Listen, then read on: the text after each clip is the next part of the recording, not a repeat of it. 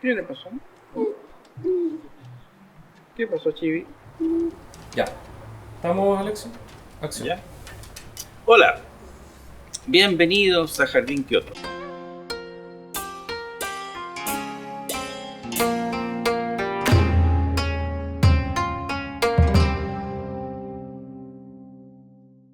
Vamos a continuar con el tema de las preguntas y respuestas. Pero antes le quise cambiar un poco el escenario, ¿no? Para que ustedes vean el tipo de trabajo que yo también hago. Cuando fui a Japón, también me interesó el tema del paisajismo, porque como agrónomo yo hice mi tesis en ornamentales realmente, no fue en la parte hortaliza. Entonces, como ya me gustaba el tema del bonsai y vi que muchos árboles de jardines ya tenían forma de bonsai, también traté de estudiar paisajismo en Japón. Y eso permitió que cuando llegara yo otra vez a Chile, empecé a construir tipos de jardines. ¿Ya? Este que es de mi casa, lo construí ya hace más de 30 años, yo creo, o algo así. Estuve participando en la construcción y en el diseño del jardín japonés del Cerro San Cristóbal,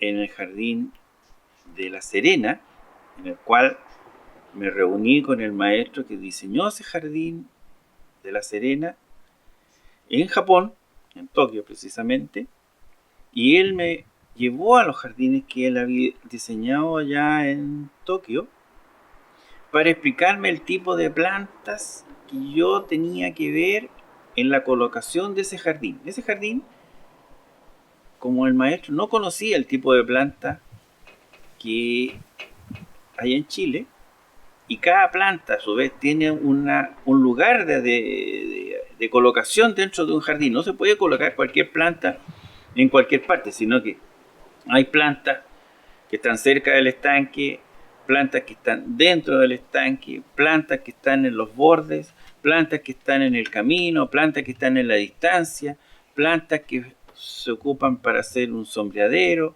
plantas que son más importantes para sacar una perspectiva mejor, etcétera. Entonces, ese tipo de planta él me la fue mostrando para que yo aquí en Chile buscara las plantas más adecuadas, pero como yo ya estaba construyendo algo de jardines, yo ya entendía la idea esa. Y me tocó después diseñar la parte plantas de ese jardín japonés en La Serena. Entonces quise mostrarle algo de lo que yo hago para que se vea la locación de un lugar. Le está dando un toque un poco diferente y bonito al video. Y eso es lo que realmente es interesante para que ustedes vean que también hago otra cosa. Bien, veamos entonces las preguntas. Andrés Gómez. Hola, soy de Colombia. No conozco Colombia, tengo ganas. Y ese tipo de sustrato no se consigue acá. Yo he utilizado el ladrillo con humus y me va bien, pero me gustaría conocer y conseguir un mejor sustrato. ¿Envían este producto a mi país? Mira, Andrés, todo depende de los requisitos sanitarios que ponga tu país. Tú tienes que hacer la averiguación en el Ministerio de Agricultura y ver si es posible enviar desde Chile sustrato volcánico para allá. Y si tienen algunas reglas que ellos tengan que cumplirse, aquí las hacemos. O sea, nuestro servicio agrícola, cuando recibe una instrucción de un país que dice tal producto puede llegar, pero que tiene que tener tales y tales condiciones fitosanitarias, con eso uno va al SAC y el SAC certifica que realmente tú cumpliste con esos requisitos y que no tienen los problemas que allá en el país de recibimiento ponen como restricción. Entonces tú andas a tu oficina del servicio agrícola, dile que vas a llevar un sustrato de origen volcánico, y por el hecho de ser de origen volcánico ya está libre de enfermedades y cualquier tipo de plagas porque no ha sido cultivado, entonces no tiene problemas agrícolas. Pero hay que tener un certificado de eso. Y después nos ponemos de acuerdo en el envío, precio y todo eso. Ahora, ¿qué características debe tener el sustrato? Ya lo había dicho en la vez anterior. Debe ser un granito no compacto, o sea, una piedra no sirve, tiene que ser poroso, que retenga agua como una esponjita, y lo más importante es que no se digregue con el mismo riego y con el trabajo que le hacen las raíces alrededor de esta esferita de sustrato. Cumpliendo con eso, no hay problema. Ahora, lo ideal después es hacerle algún análisis de suelo, ¿no? Para saber el contenido de salinidad que tiene, el contenido de pH, la fertilidad propia, el nitrógeno, fósforo, potasio, etcétera, si tiene elementos nocivos para la planta, metales pesados, etcétera, etcétera. Todo eso hay que hacerle un análisis. ¿Sí? Pues si eso lo cumple, no hay problema. Solamente tienes que preocuparte que el arbolito esté viviendo en un sistema bien drenado y que tenga ese sustrato, una buena retención de agua y exceda y bote lo que sobre. No que quede encharcado. Eso es todo. Leonel Pablo Borgoño dice: hola ingeniero Alexis, hay unas cosas que debate, estoy de acuerdo, otras no, pero me gustaría antes hacer dos correcciones. Una es decir que la tectónica de Japón y la de Chile es similar, ya que Japón la tectónica entre dos placas oceánicas y en litología difiere mucho con la chilena, que es continental oceánica. Mi segunda corrección es que no son las micas las que tienen un sí, o sea, coeficiente de intercambio catiónico más alto, sino los filosilicatos. El grupo de las arcillas también siguen las micas como segundo puesto. Los vidrios volcánicos también. Mi pregunta es, si conoce el cultivo en la superficie del suelo, ¿qué piensa de él? Y se lo usa, ¿tiene algún consejo? Leonel, o sea, realmente parece que tú sabes mucho más de suelo que yo. Yo no soy experto en suelo. Pero por último, eso no importa. Yo le hice un análisis de suelo, eso es lo importante. Y el producto que estoy entregando tiene las condiciones de un buen suelo agrícola. Eso es lo importante.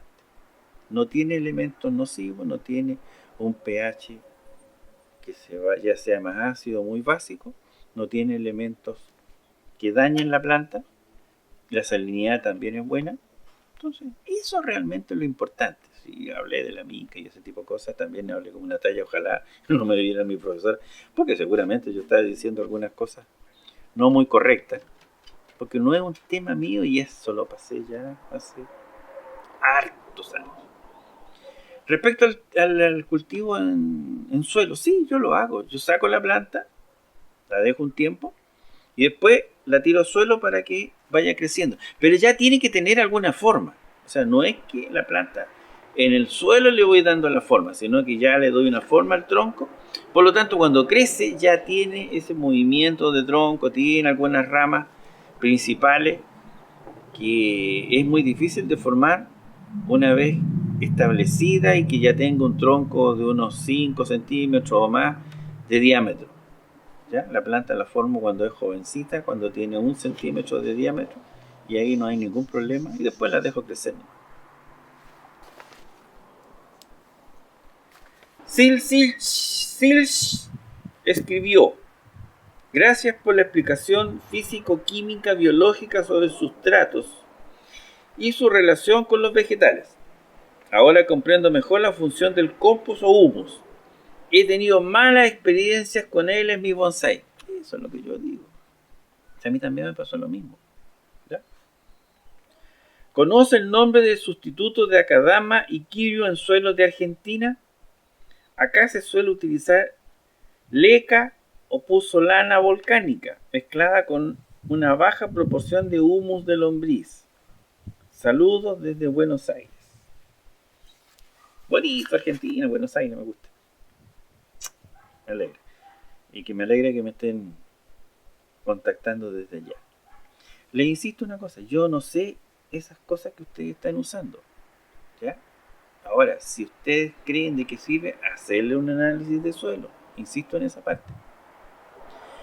Y le sacaría algo del humus. ¿Ya? No ha dado buen resultado para mí mezclar los sustratos con materia orgánica. Esa materia orgánica va a venir después en un fertilizante que se pone en la superficie del suelo y que después voy a explicar cómo se usa cuando hable de los fertilizantes, que es un tema que viene más adelante y que espero que sea interesante para ustedes. Por mientras, usar un sistema de drenaje de un suelo que sea poroso, que retenga agua, que escurra rápidamente y que no deje encharcado el sustrato. Porque si está encharcado el sustrato, las raíces no respiran. Y al no respirar las raíces, se terminan muriendo o se terminan dañando.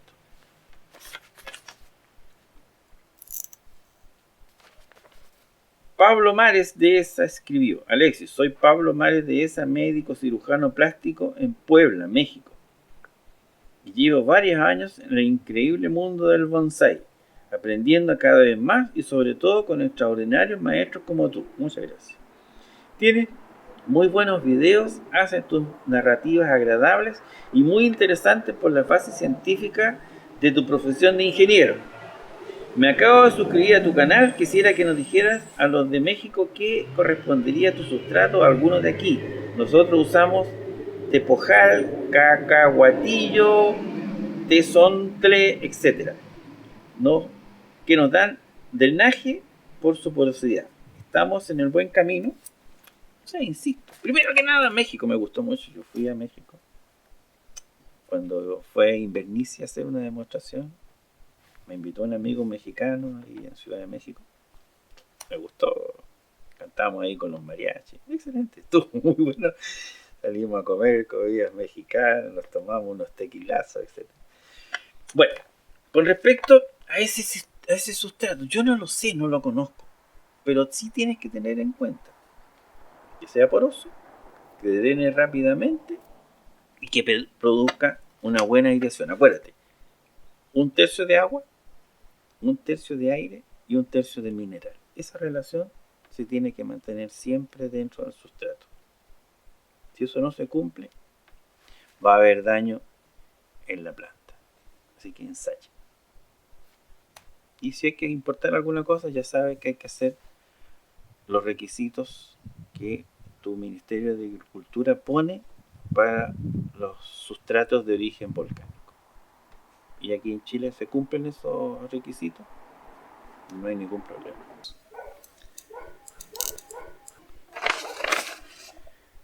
René Suben consulta: ¿no debería reducir el follaje? A simple vista tiene un gran follaje y pocas raíces para absorber.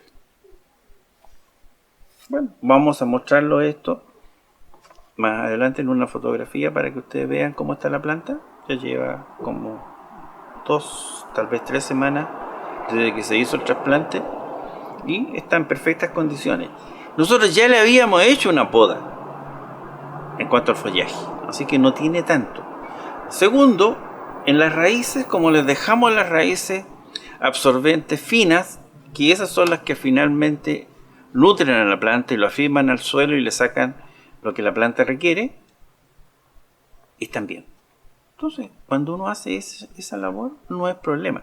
Cuando tiene que cortar raíces gruesas y esperar que salgan las raíces finas absorbentes, ese sí que es un gran daño que se le hace a la planta, y mientras salen las raíces finas, se produce un estado de inanición con respecto a la absorción que hace la planta del suelo.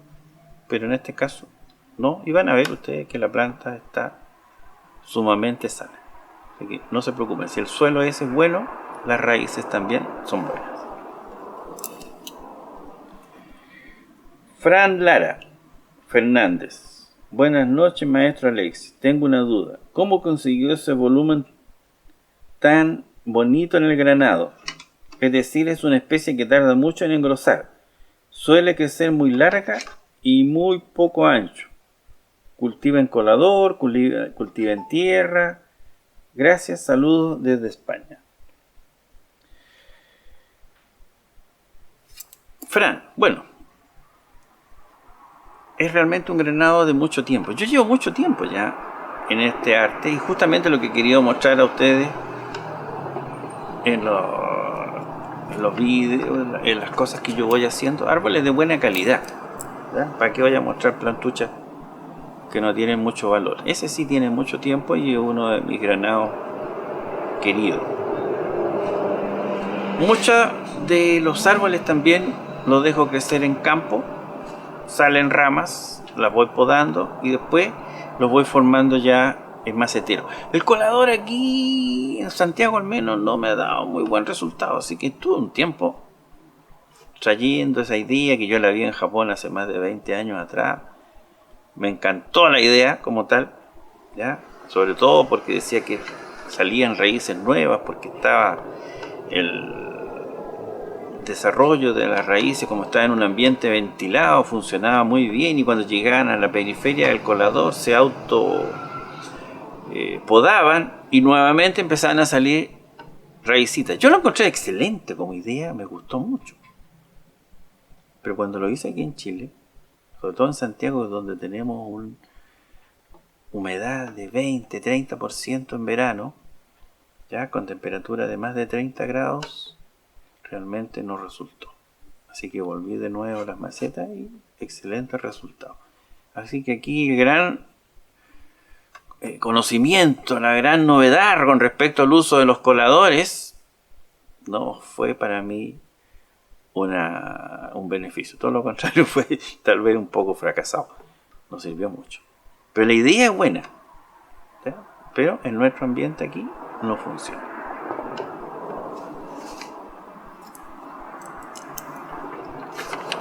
Héctor Mora dice: saludos, ¿que acaso no usaste alambre de cobre?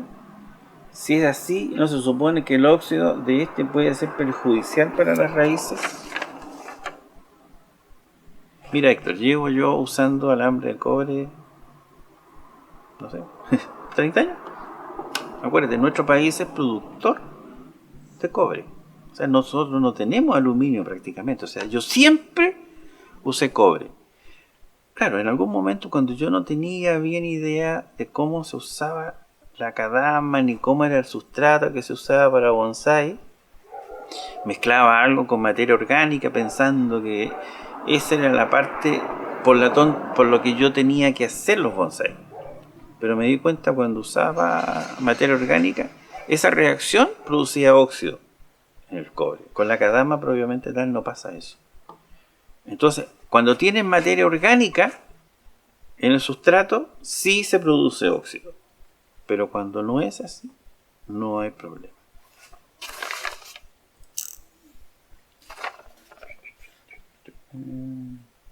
Agustín Luciano Hernández, muchas gracias por los videos que vienen ofreciendo. Me resultan de gran interés, a pesar de haber otros canales que se dediquen al tema. Aparte quería consultar, ¿por qué se pone el grano fino en la superficie? ¿Es solo estético o hay alguna otra razón? Desde ya, muchas gracias. Bueno, como le dije yo ahí, el grueso abajo en el fondo para ayudar al drenaje, el mediano, que es el que realmente sirve para donde las raíces se van desarrollando, y el fino para frenar un poco la evaporación alta de la superficie. Estético también, pero con eso también sello un poco la parte superior de la maceta para que el granito, que es mediano, no se seque tan rápido. Como es más chico, se compacta más y es más difícil que se vaya deshidratando. Eso es todo.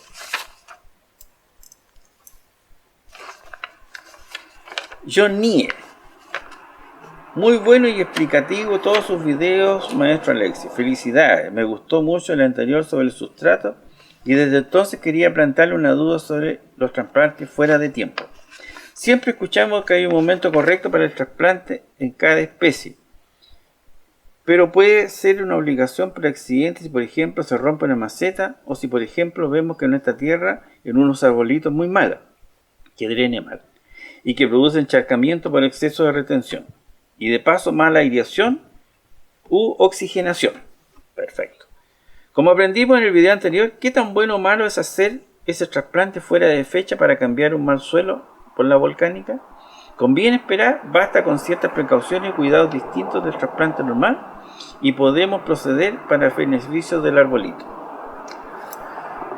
Nosotros, como viste, hacemos trasplantes casi en cualquier época. Nosotros ya manejamos las plantas, sabemos cómo se hace, sabemos la confianza que tenemos en nuestro sustrato, solamente preocupados de que no reciba un solazo fuerte nomás después que hacemos el trasplante. Pero nuestra experiencia nos lleva a hacer trasplante casi en cualquier época. De preferencia, obviamente, en invierno, a salida de invierno, es lo mejor. Pero cuando el sustrato viene malo, cuando nosotros notamos que hay un mal drenaje, cuando nosotros notamos que hay encharcamiento excesivo, a veces hay clientes que han pasado mucho tiempo y que por negligencia de ellos no han traído el arbolito a tiempo, nosotros preferimos hacerlo y la respuesta de la planta es mucho, mucho mejor. Por lo tanto, cuando tienes problemas, yo creo que es mejor hacer el trasplante inmediatamente. Claro, no hay que intervenirle mucho las raíces, obvio, ¿ya? Hay que intervenir lo menos posible. En algunos casos, tal vez, si es excesivo, sacarle la superficie, la tierra que está arriba y dejar la de más abajo sin tocar el resto del pan de raíces. Pero como te digo, nosotros no tenemos problemas en eso y podemos manejarlo sin ningún problema.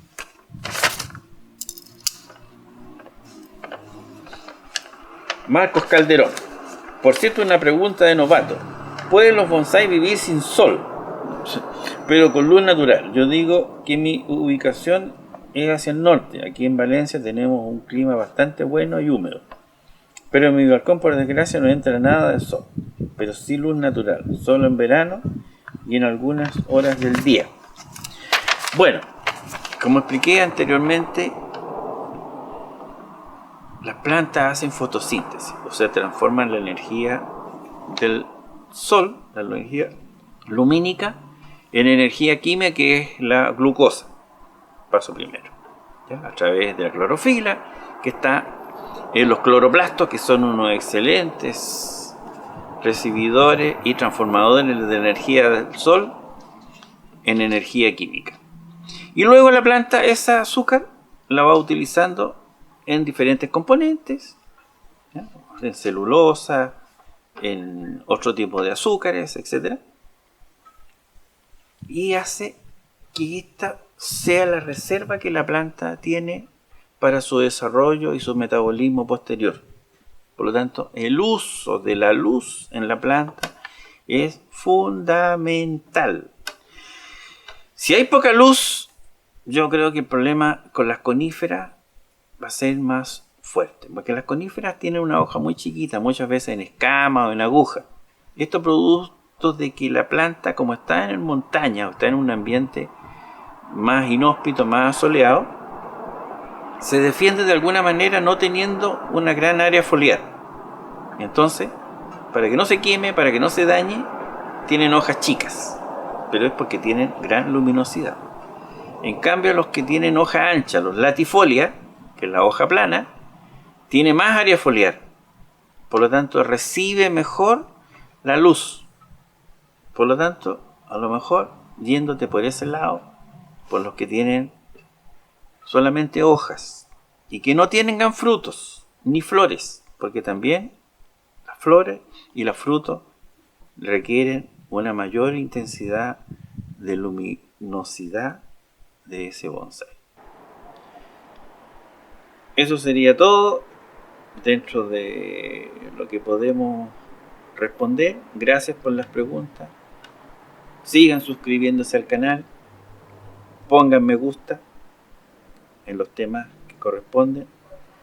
Más adelante vamos a hablar de los fertilizantes. Antes quisiera yo, ya que estamos tocando el tema, para que vean la relación que hay con respecto al fertilizante, es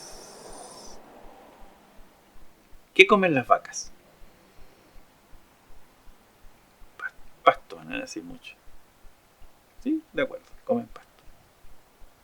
Pero fíjense, con el pasto, La vaca pesa aproximadamente unos 300 kilos. Pare un ternero de más o menos 70 kilos. Produce diariamente alrededor de 50 litros de leche. O sea, conclusión, el pasto es un alimento excelente. ¿Por qué nosotros no comemos pasto? ¿Qué pasa ahí que hace que ese pasto se transforme en un elemento nutritivo tan eficiente en la vaca? Me despido. Les dejo esa pregunta. Cuando hablemos de los fertilizantes, les va a ir quedando más claro ese tema. Inscríbanse y saludos. Hasta pronto.